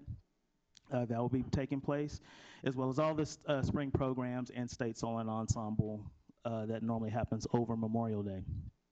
We'd be remiss if I did not make you aware of this, just so you know that the state legislature has introduced House Bill 172 and Senate Bill 549, which introduced the need for dedicated fine arts funding to the public education finance system. We've kind of been here before. A couple years ago, they've introduced similar legislation. In a nutshell, they kind of want it to work similar to CTE.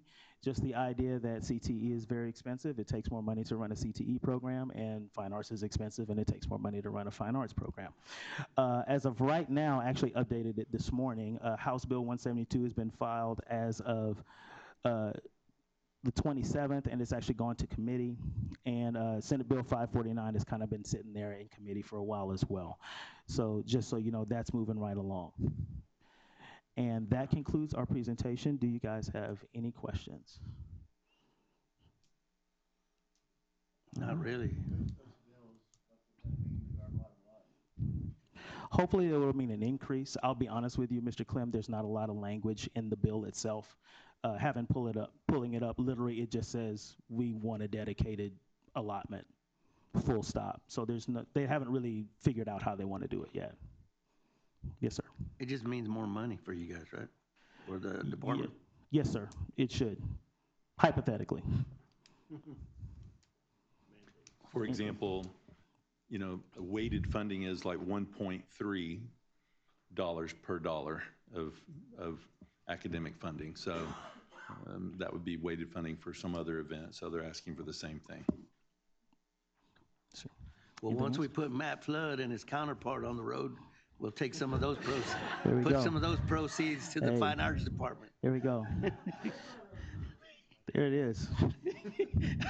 Oh, you hear what he said, Matt? Matt, you hear what he said? He said might be a deficit.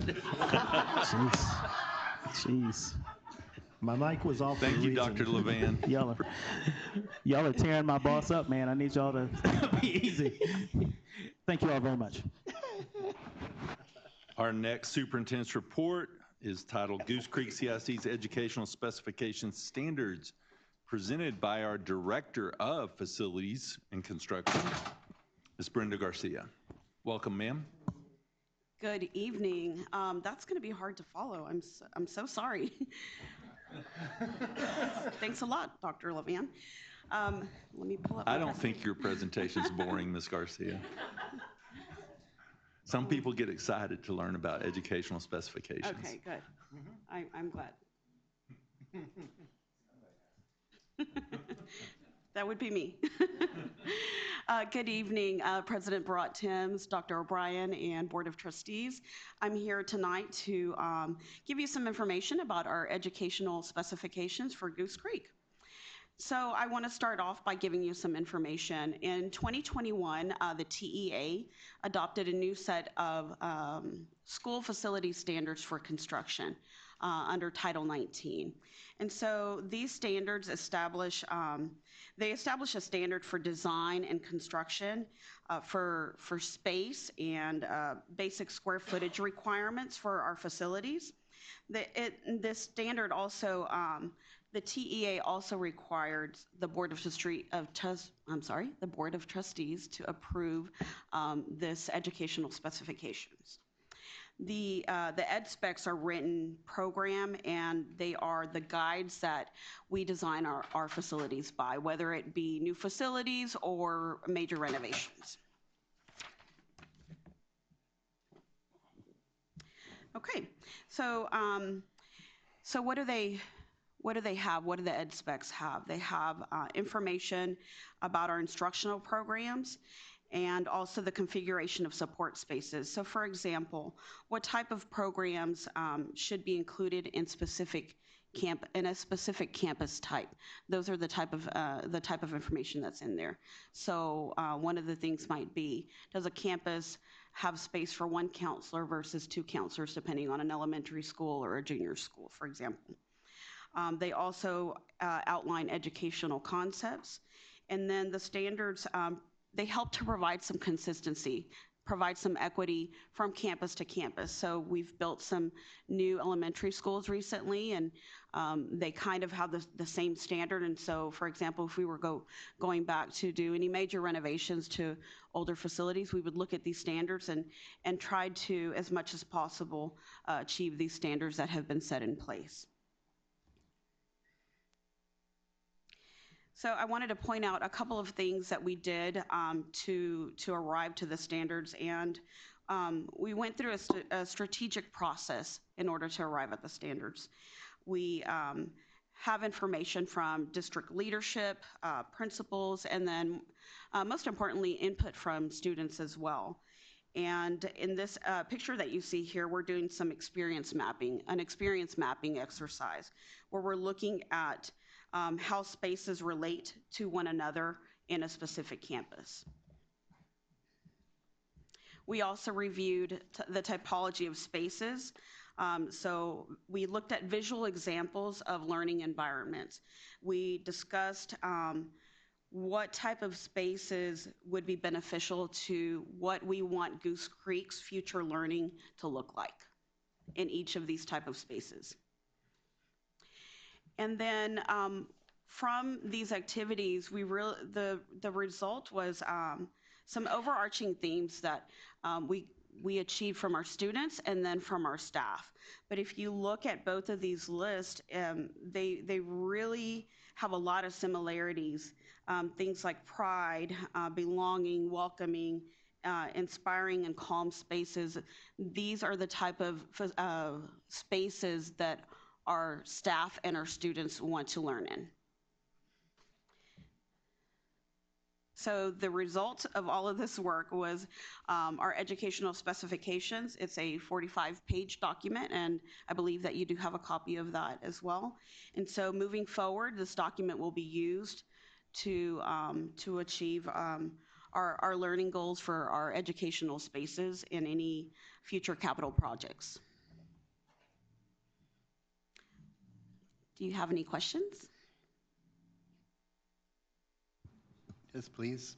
So is the TEA came out with their standards under Title 19. Is this similar to board policy where we get laws and then we have to write local policies as how we're going to carry them out? Or did you just have to regurgitate what the state gave you to make it look like it's our own? It's actually very, very similar to that. Their requirement was that we set standards. So I'll give you an example. Okay. And I've done a comparison across many different districts. Some districts, we have a 45-page document and we wanted it this way. It's a lot more high level. It gives us a little bit of flexibility within our project planning. There are districts that have like volumes 1, 2, and 3 and get down into every detail about every corner of a space. And so we thought that was a little too overwhelming and we wanted to have a little bit more flexibility. So adopting this document, we're checking a box for TEA. That is correct. It's going to be another living document. It is a living document, okay. And we have to come back to you in 5 years to approve another one. So we'll be able to, we'll revisit it and make sure. It's not a shelf sitter. No. Okay, great. Thank you. No. Mm-hmm. Any other questions? Any other questions? That's it. Thank you so much. Thank you. Thank you, Ms. Garcia. Okay, and we will now move to number 7 on our agenda, the action items, and we will allow Dr. O'Brien to read all the items, and then after that, any items that the board members would like to pull for discussion or separate consideration, then we would do that after he reads those. Thank you, Dr. O'Brien. Thank you, Madam President. Number 7A, 1, order canceling election for single-member districts. Number 1, 2, 4, and 5, declaring each unopposed candidate elected trustee in districts 1, 2, 4, and 5 in accordance with section 2.053A-B of the election code. I think that calls for a round of applause. Sorry, maybe we should vote for that first. Yeah. Number 2. I was Number gonna 2, pull that one. Low attendance waivers for Travis Elementary on February 12th, 2025. Number 3, Goose Creek CISD's educational specification standards. Number 4, Bluebonnet Learning is an option for math and English language arts curriculum materials. And number 5, tax refunds. Administration brings these consent agenda items to the board for consideration, recommending approval. Okay. Would the board member would like to pull any items or separate consideration or discussion? I would like to pull 7A4 for discussion. I have a comment. Do I have to pull it, though? We're pulling 4. Pulling 4. Not on 4. I mean, on canceling the election. Can I just make a comment? Surely. Sure. We have 4 more years of this wonderful stuff. Now it's a round of applause. Just wanted to point that out. Okay. Is the low attendance waiver that water day? Yes, sir. Okay. It was the utility district, Yeah, okay. not weather related, but there was low attendance at Right. that one campus. Okay. Sure.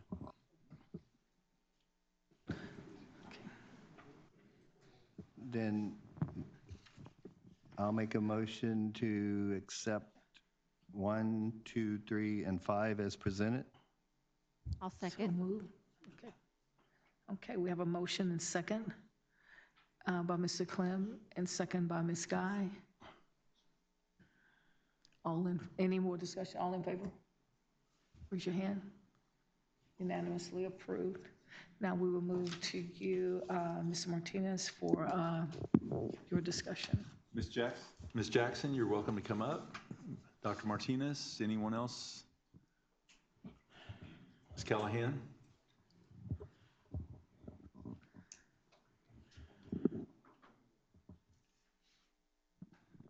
Mr. Martinez? Yes, so we've heard, am I speaking into this? We have heard some concerns from the public about some of the content included in this action item, the Bluebonnet Learning as an option for math and English language arts, particularly with religion. And we've heard, a couple speakers today talk about the religious aspect of 7A4. And so I combed through the Bluebonnet curriculum that you can find on GCC ISD, and I really was not able to find anything that really stuck out to me as being problematic. So, like, for instance, there is some reference to religion as you can see on page 183 of the 4th grade RLA Unit 1. And it is a passage called Stickeen by John Muir. And in this passage, there is mention of a missionary, but not any particular religion that the missionary is a part of. And then going on, we see that we have excerpts from Letters from Heaven by Lydia Gill, which is in Unit 3 in the 4th grade. And so with a title like that, you would expect there to be overt religious themes in the excerpts that are provided to the students, but I could not really, there was no mention of a specific religion. There was mention of an afterlife or of spirits, but not you know, those things are found in many religions, you know, all across the world. So it can't really be seen as a direct instance of specifically talking about Christian religion or what have you. So I was wondering if there is any of the curriculum that you could point to for me to see that really would be concerning, especially in this religious context. You want to take it first? Okay, so what I would say is we combed through it as well, and that's what Ms. Flushy was explaining the last time.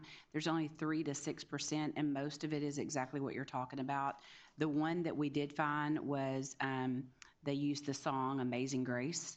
So we discussed that as, you know, kind of a group, and if we would have a committee together that would say we would just replace that hymn with something else that wasn't directly related as you know, Christianity, but most of it is in the aspect of history. Right. I did see some more curriculum about the Middle Ages, and of course it talks about how the church was a major part of the Renaissance, and you know, there's no objection there. That's history.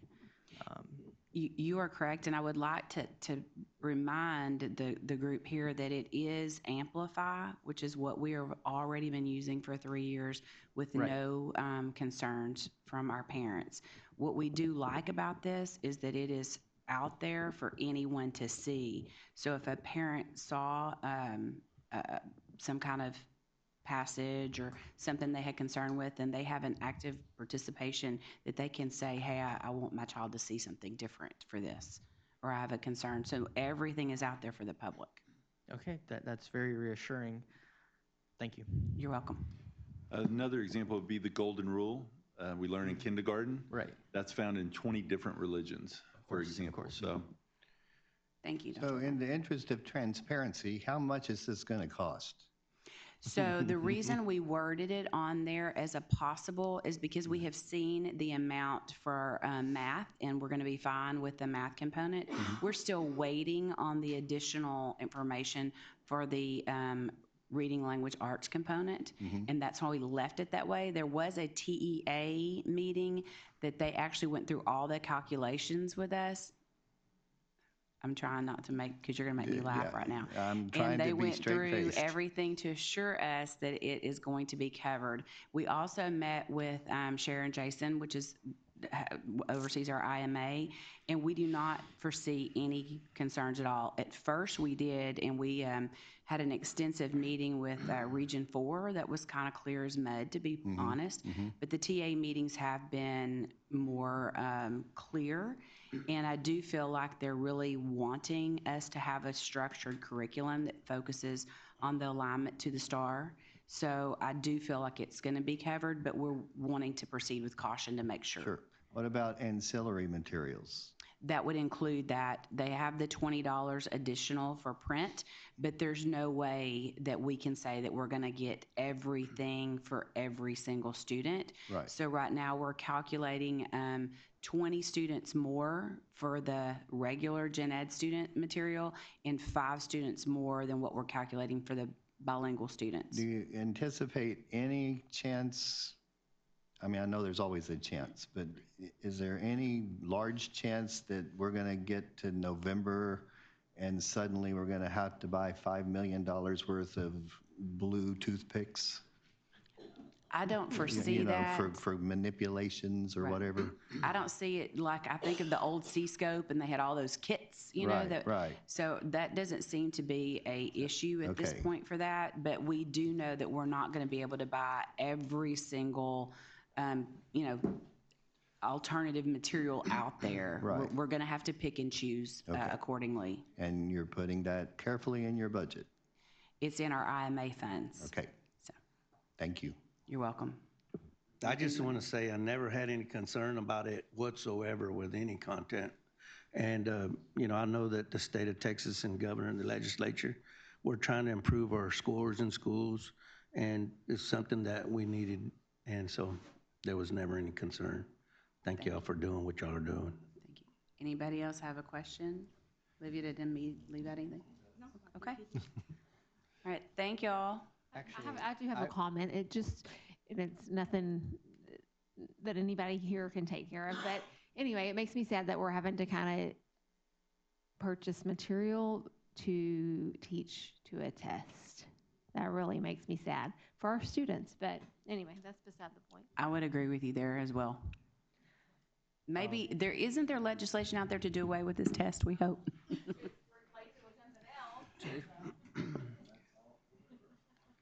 That's going to be that way for years to come. It just. Thank you all. We appreciate all the update. They let us replace it with SAT. We were above everything. Mr. Martinez, everything was satisfied for you on your question as we proceed forward? Yeah, I just have one more comment, and this isn't something that you have to answer, about being concerned about some of the curriculum in Bluebonnet. I do find it a little bit concerning that there was a hymn to be taught, just because, like we have been assured, this isn't proselytization, but as I said before, the hymn itself is a form of proselytization because it does,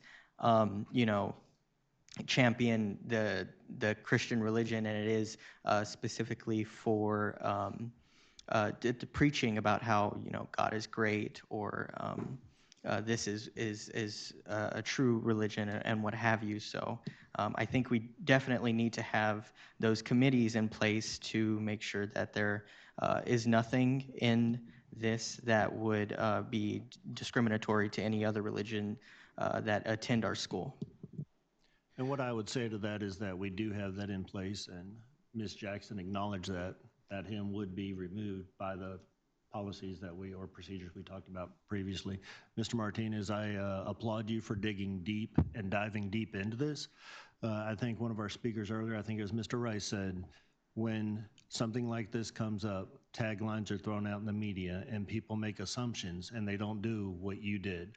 And I think when you dig deeper into it and see these facts for yourself, they're not what you're led to believe. And I appreciate all three speakers and Mr. Martinez for you digging deep into it like you did, because you kind of confused me when you spoke on it today versus when you did a month ago or at our last meeting. So it's good stuff. And it's in context with the history of our country is all I'm going to add. I mean, if you know the history of our country and what our country is based on, then you realize, why the context is in the book the way it is. And everything I saw in there, it was strictly reference. It's not preaching or teaching it. All right, as a matter of being a consent agenda item, I'm sorry. I was going to say, I'll move to approve. Thank you. Second. Third. A motion by Ms. Guy and second by Mr. Renteria. All in favor, please raise your hand. 1, 2, 3, 4, 5, 6. And all opposed? Any abstention? 1 abstention.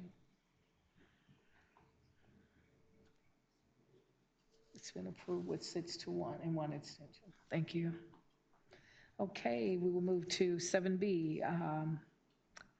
Dr. O'Brien, for future board agenda items, board training and board meetings. Outside of Ms. Clark's presentation for a future meeting, budget workshop. Okay, and then we also need to propose meeting for May for the unopposed election. Could the board members, when we go in closed session, would you look at May 12th on your calendar and see how you look on that date for it to be? We had a broad range, but looking at some other individuals who need to be here on that day, their calendar was available for the 12th. If you don't have it, just look at that 6th through the 14th and see what you may have when we go to the back and closed session. Okay, we don't have to do it right now, but we'll review it more because I have another date that we need to talk about for the superintendent. So just as a reminder, what the president just said was in May, it's a hectic time of the school year. We're trying to wrap up the year, preparing for graduations and what have you, and it'd be less burdensome for the board as well for us to have only 1 meeting versus 2 in the month of May. And it's on a Monday, the 12th is, so we're kind of used to Mondays. So that's what we're looking at that date as well. Thank you. Okay. Now, the board will now, we will move to agenda item C. The board will now recess into closed session pursuant to one or more of the following section of the Texas Government Code, section 551.071, 072, 073, 074, 075, 076, 082, 083, 084, and 087. No action will be taken while the board is in closed session. The time is now 7:59. Thank you.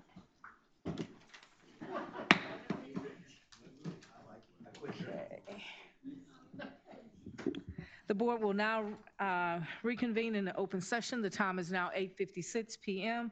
No action was taken while the board was in closed session. Dr. O'Brien, I'm going to proceed with you for item E on the agenda EF.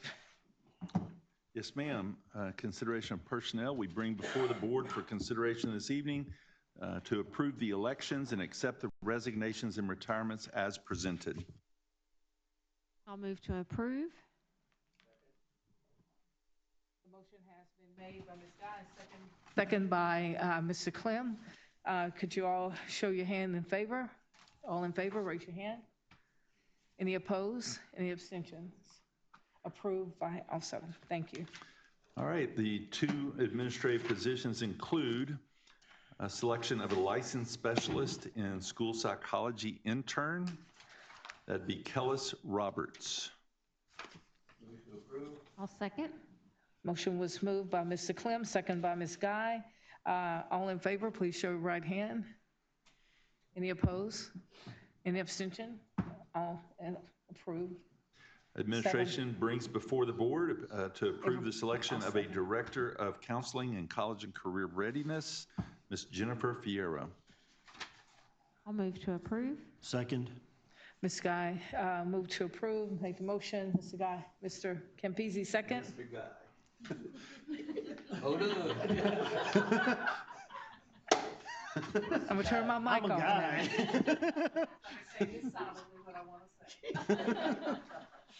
Okay, all in favor, raise your hand. Any opposed? No, it approved, all seven. Thank you. Item F, Madam President, is consideration of and adoption of a resolution approving contingent fee legal service contract, including findings needed for submission of contingent fee legal services agreement and request for expedited review by the Texas Attorney General. Administration recommends approval of item F. I'll move to approve. Mr. Guy, you got a second? Mr. Guy. I'm afraid to now. Second. Mr. Campisi, Mr. second. Campisi. Ms. Guy made the motion. Mr. Campisi, second. All in favor, raise your hand. It's getting late. Okay. I know how to fix it. Unanimously approved. Thank you. And the complementary G, consideration and adoption of contingent fee legal services agreement with Thompson & Horton LLP, Island and Bonin PC, and O'Hanlon, Demarath, and Castillo PC. So moved. Mr. Guy. Mr. Campisi made the motion. Ms. Guy, second. All in favor, raise your hand, please. I'm glad everybody Your heard right it, hand, she was Mr. getting Clem. mad at Okay. That didn't fix it. No. Unanimous. Knowing me. I hope the real Mr. Guy is It sleeping. is. Yeah, Consideration of district-wide intruder detection audit report findings, alternative security measures required. Administration recommends approval. Move to approve. Second. Okay. Mr. Campisi moved. Mr. Clem, second. All in favor, raise your hand, please. Unanimously. Thank you all. Madam President, administration would make that next motion for adjournment. Okay, there being no further business before this board, this meeting is adjourned at 8:59 p.m. Good night.